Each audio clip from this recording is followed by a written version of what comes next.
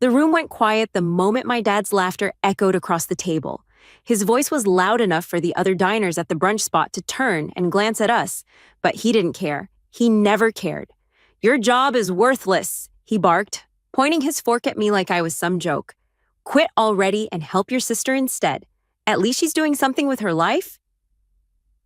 Before we begin, drop a comment and tell us where are you from and from which city you're watching our videos. And after watching the whole video, don't forget to tell us what would you do in this situation. Be honest. Tell me in the comments below. We read every comment. Let's begin. Everyone laughed. My mom, my sister Lauren, even her husband. Their chuckles were sharp, slicing into me with every second they dragged it out. Lauren leaned back in her chair, smirking, raising her glass of orange juice like she'd just won something. "Dad's right," she said, her voice syrupy with fake pity. "You should stop pretending to have a career and just come work under me. You'd finally be useful for once."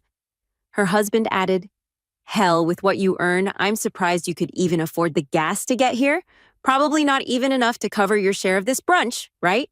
The table erupted again, cruel laughter bouncing between walls that suddenly felt too close. My hands were wrapped so tightly around my coffee mug, I thought it might crack. My face was burning, but I forced myself to keep my expression blank. They were waiting for me to explode, to cry, to storm out. Because that's what I used to do. That's what they expected. Instead, I placed my fork down gently, leaned back in my chair, and looked at my father. "Keep laughing," I whispered. For a moment, silence hung over the table. I could feel their eyes on me, trying to read whether I'd finally snapped.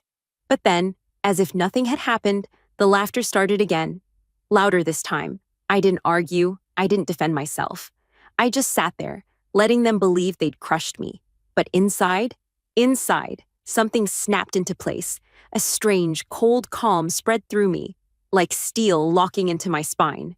When the brunch was over, I walked out into the sunlight with my head held high. My chest was heavy with humiliation, but beneath it was something sharper, stronger. They thought I was weak. They thought I was worthless. Tomorrow, they'd learn how wrong they were. The very next morning, I walked into the real estate office with my shoulders squared and my heart steady. I wasn't nervous. I wasn't second-guessing myself.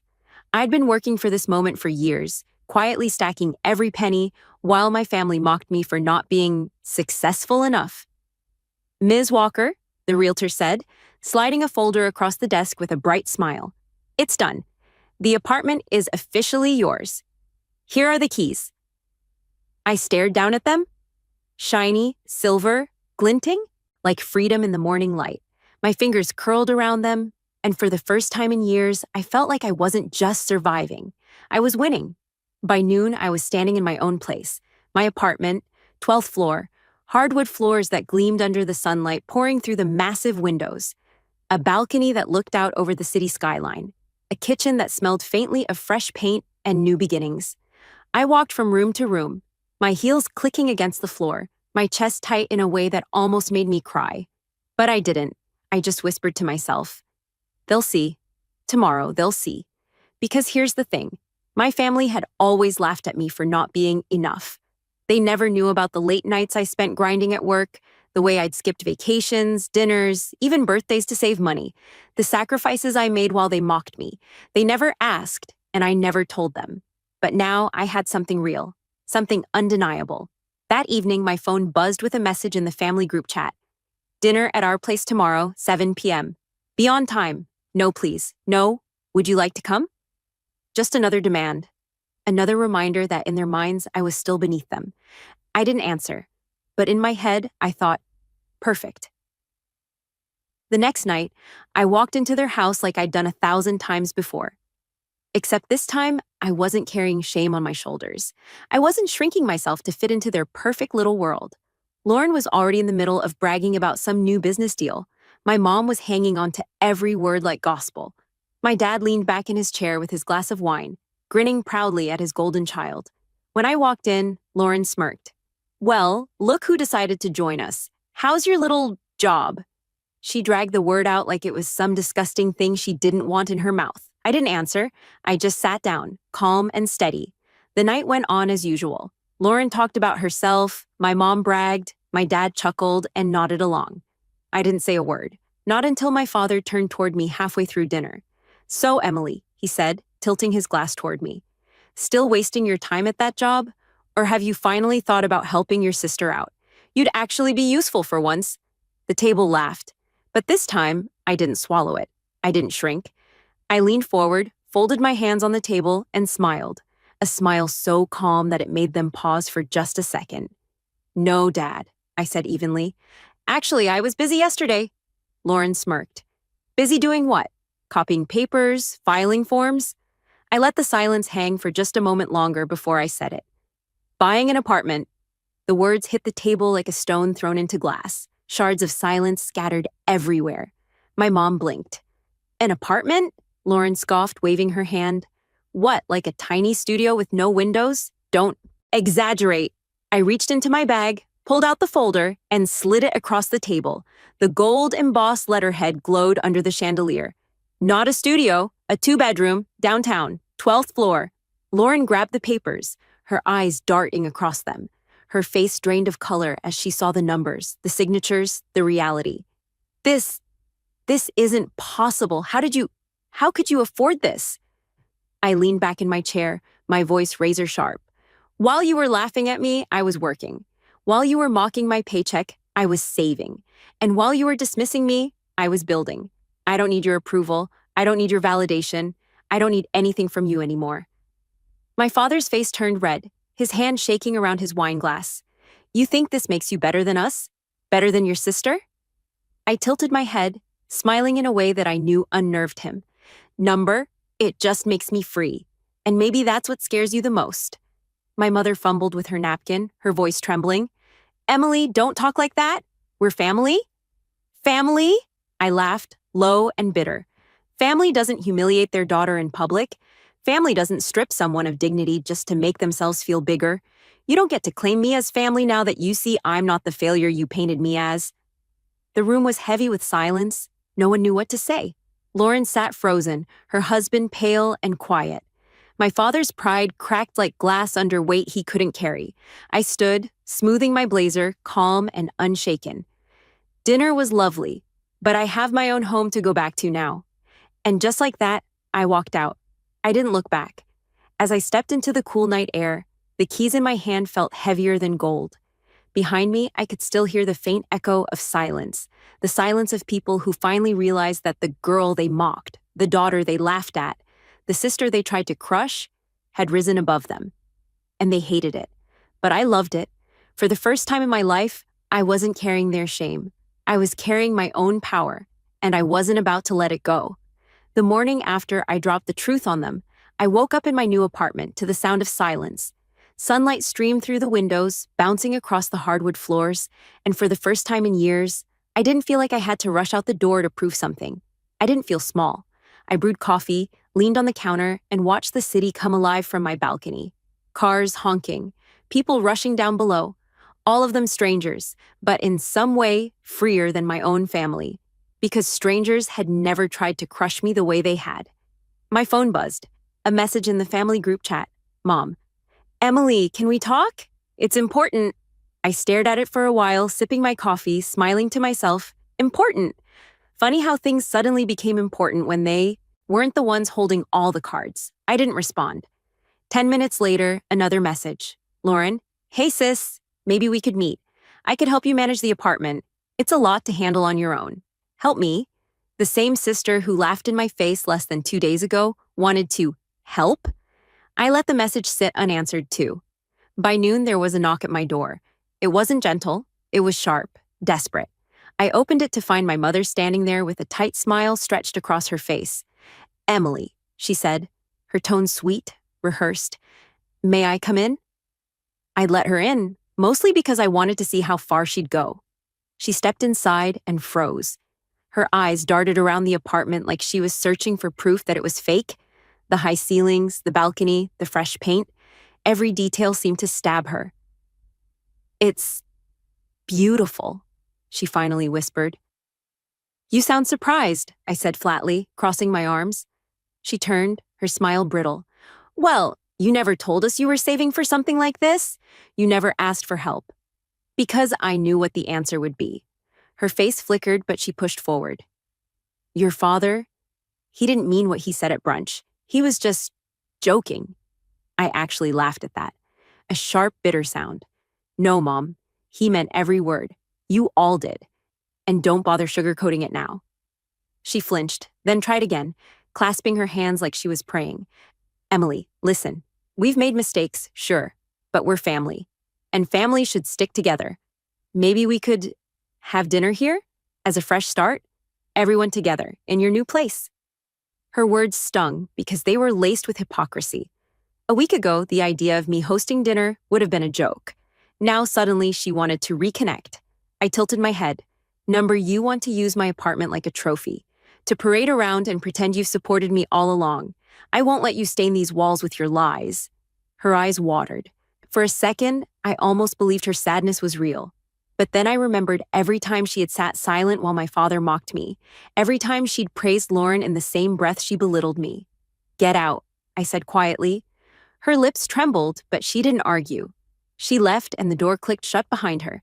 I stood in the silence, my chest heaving. A part of me wanted to collapse, but another part of me, the part they had built with years of cruelty, was stronger. That evening, another knock came. This time, Lauren. Dressed sharp as ever, her heels echoing on the floor as she walked in without waiting for permission. Wow, she muttered, looking around. You really did it. Guess you weren't lying.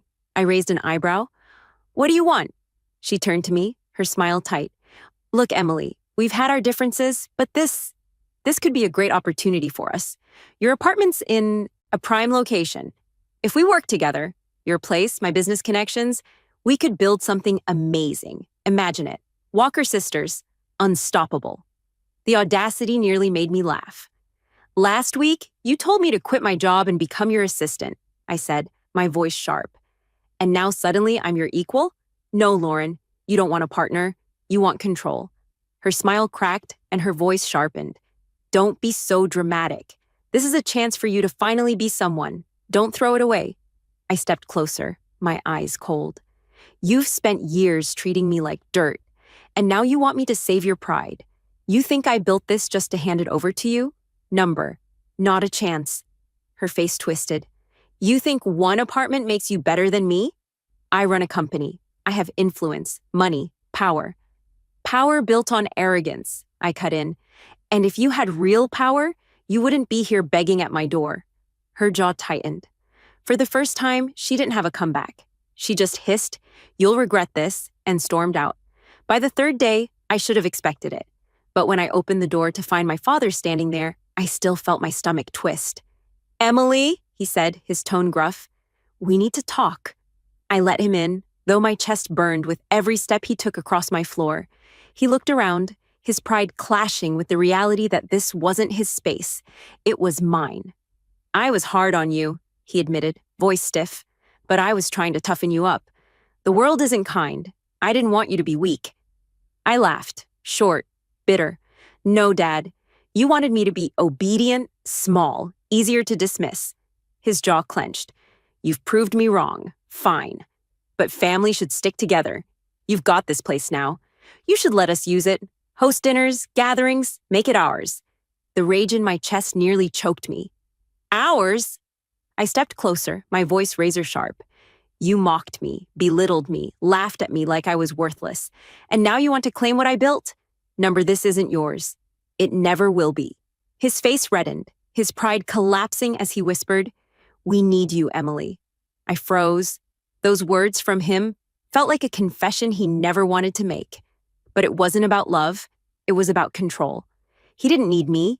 He needed what I had. I met his eyes, steady, unshaken.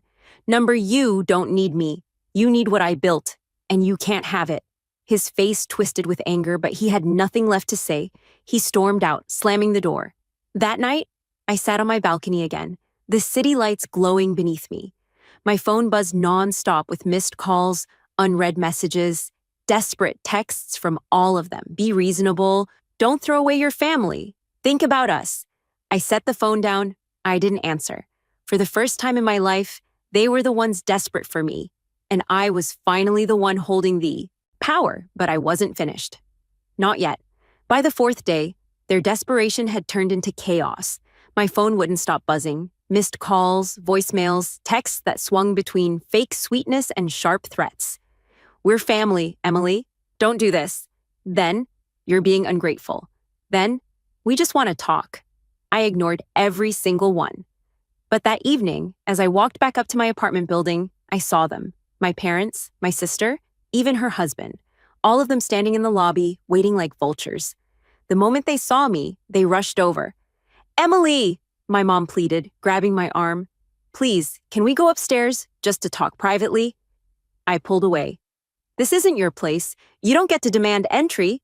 Lauren stepped forward, her voice shaking with anger she tried to mask as calm. "Stop acting like you're better than us. You bought one apartment. One. That doesn't erase the fact that I run a business, that Dad built everything we have. Don't forget where you came from." I looked at her, unblinking. "Oh, I remember exactly where I came from. And I remember how you made me feel every single day. Small. Useless. A joke. But here's the truth, Lauren. I didn't escape all that just to hand my piece back to you." Her husband muttered, "She's lost it." My father finally stepped in, his jaw tight, voice low. "Emily, enough games. You're making a fool of yourself. We are your family. Open the door. Let's sit down and sort this out like adults." I took a long breath, then looked him dead in the eye. "Like adults? You humiliated me in public, Dad. You laughed in my face and told me to throw away everything I worked for. That wasn't adult. That was cruel." He flinched but tried to recover. "I only wanted you to—" "No." My voice cut through him like a blade. "You only wanted control.